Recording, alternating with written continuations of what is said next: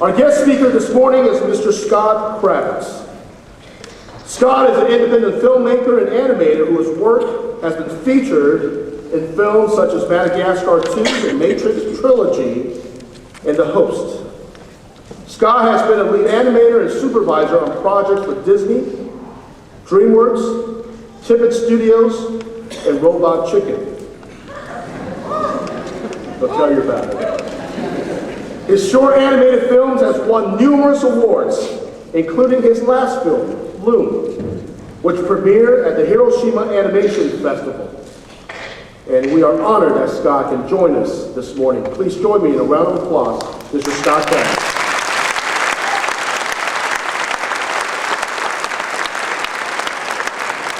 Thank you. We have a couple things in common.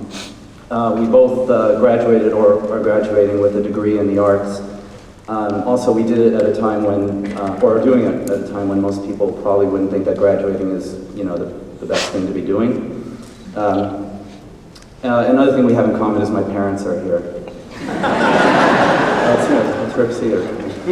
And if my parents were standing up here, they would probably tell your parents to relax, that this is a long-term investment that will pay out over time, and of course not just financially. Now, I don't remember who spoke at my graduation or what they said. All I remember is sitting there with this overwhelming feeling of terror because I didn't know what I was going to do tomorrow. My life had such structure before, and now Monday morning is coming, and my history of European cinema class isn't meeting again, ever. On top of that, I would go to these parties in LA where it seemed like everybody else knew exactly what they were doing. People my age were directing music videos and getting jobs on big films, and I was just graduating, and already I felt like I was playing catch-up. But it's true what they say, you should never compare yourself to other people. It's not fair to you or the other person, as nobody has the same skills or experience. So what I started doing was I only compared myself to people who were worse than me. And I recommend it, it's very life-affirming. So I want to start you off by offering myself for comparison. When I graduated, I had no job prospects. The visual effects company for which I had interned for a year was laying people off.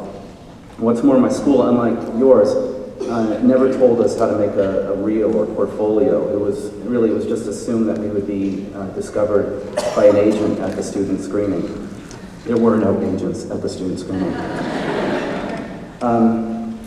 But I did have one contact. The film that I had interned on was directed by this famous Dutch director. And so I asked him if he would give me a referral, which he did, in Holland.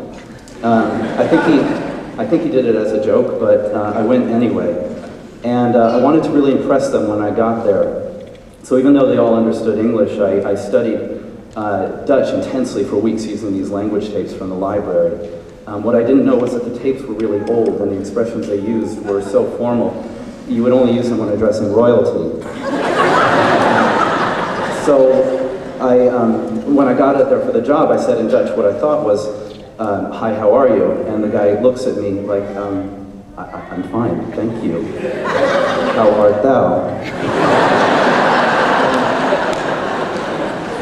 In any case, they didn't have any, they weren't ready for me, so they told me to come back in a few days. And when I came back, they told me to come back again in a week, and then another week. Meanwhile, I had a lot of time to explore the country, particularly Amsterdam, where I was living. And I developed this pattern. I would go somewhere in the city and then purposely get myself lost and spend the rest of the day finding my way back home. And if you haven't done this, it's a really good way to get to know a city because you see things you wouldn't have otherwise seen, you meet people you wouldn't have met. You're lost. Of course, not every experience is going to be good, but they're always useful. So after 2 months of that, I realized that the job was never going to start. And I came back to the US feeling totally defeated. And at that point, I started on a very strange series of jobs, each one of which had a perfectly good explanation. But to look at my resume, you'd have to wonder. I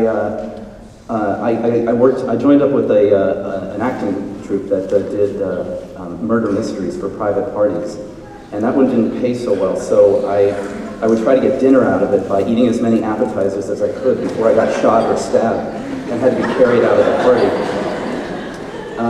I worked as a veterinary technician. I assisted a wildlife biologist in South Dakota. I ran the lights for a comedy theater in Hollywood. I also got a job doing some animation for a Japanese company that turned out they didn't actually need any animation, so they just told me to design cell phones. And the good part of that job was I got to learn a lot of Japanese while I was there, including this one phrase you would say when you're leaving work for the day. You would turn to your coworkers and say, in Japanese, I am sorry to be so rude as to leave here before you, to which they would respond, "Otsukaresama deshita," which means, "You have tired yourself out honorably." So eventually the jobs got a little more focused on animation, but I was still constantly worried about where I was going in life. And at the time I would listen to this radio show with this famous career guru who people would call up in the show and he would help them find ways to improve their careers or change them altogether. So I sent him an email and asked if I could schedule a private consultation with him. And in the email I told him about my fears about my future in this industry, and in particular my worries about things like offshoring. And this is what he wrote back. I saved it. "Dear Scott, thank you for writing to me. I understand your concerns and agree that your industry is one in particular turmoil. Unfortunately, I have found that people in your field lack the disposition to change, so I cannot help you." Should I read that again? This is a guy who on the radio was like, "Bring it on, any problem you got," unless you're an animator. And I think that's because most career counselors don't know what to do with artists. Most industries, your work and success follows a very linear path, but we've chosen a career without a map. And I think that the reason that they asked me to speak to you today is because I have this variety of experience in a lot of different fields. But I can tell you the reason I've had this variety is because so many of the things that I wanted didn't turn out for me.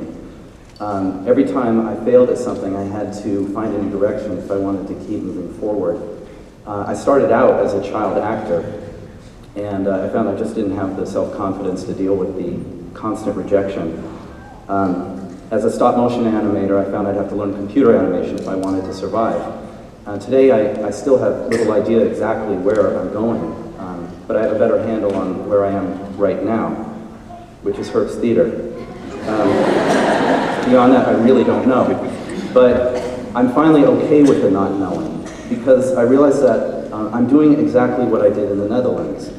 I've allowed myself to get completely lost, to let go of this idea, or to stop trying to figure out where I'm going, and to deal only with the present.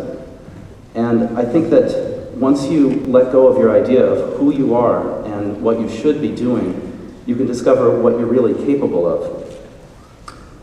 You may be graduating in graphic design or fashion design, but that doesn't mean that you'll be using your degree in any way that you can anticipate today.